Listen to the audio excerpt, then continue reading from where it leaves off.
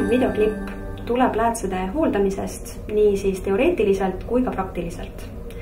Meil on laias laastus 2 sorti erinevaid läätsi, on siis ühekordsed ehk ühepäevased, mis ei vaja mitte mingit hooldust ja pikemaajalised läätsed, mis vajavad igakordset hooldust, kui ma neid kasutan.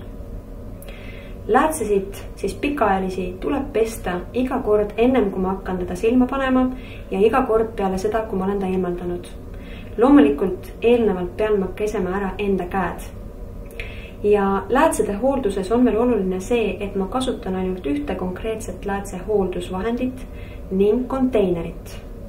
Kui ma kasutan ühekuuseid läätsi, siis see tähendab seda, et iga kord, kui ma vahetan välja läätse paari, vahetan ma välja ka konteineri, kus ma läätse hoian. Üks konteiner maksimaalselt kestab 3 kuud, aga parem on vahetada teda igakuise intervallina. Ka läätsede konteinerit pean ma pesema ja seda samuti selle sama vedelikuga, millega ma hooldan kontaktläätsesid. Kui läätsesid pesen ma igapäevaselt, kui ma neid kannan, siis konteinerit võin ma pesta kord nädalas ja täpselt samamoodi nii nagu läätsesidki. Kui nüüd käed on puhtaks pestud ja ma soovin omale läätset silma panna, siis eelnevalt pean ma ka selle läätse puhtaks pesema.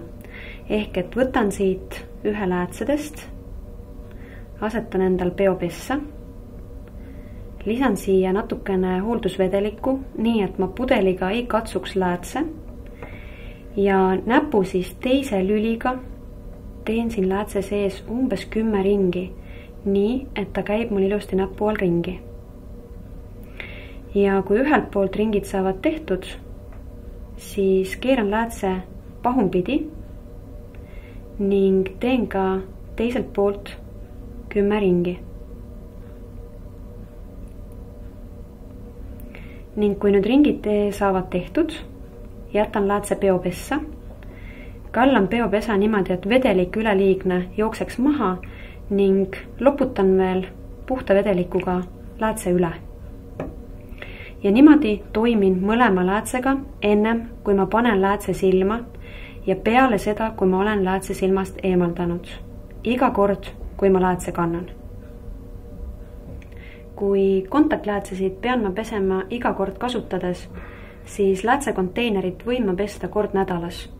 Ja seda teen ma järgnevalt, kui olen ära pesnud enda käed, võtan konteineri, valan siit välja vana vedeliku, lisan siia uut vedelikku ja samamoodi näpuga seest hõõrun põhja ja servad puhtaks, kallan ta kummuli ja loputan puhta vedelikuga üle.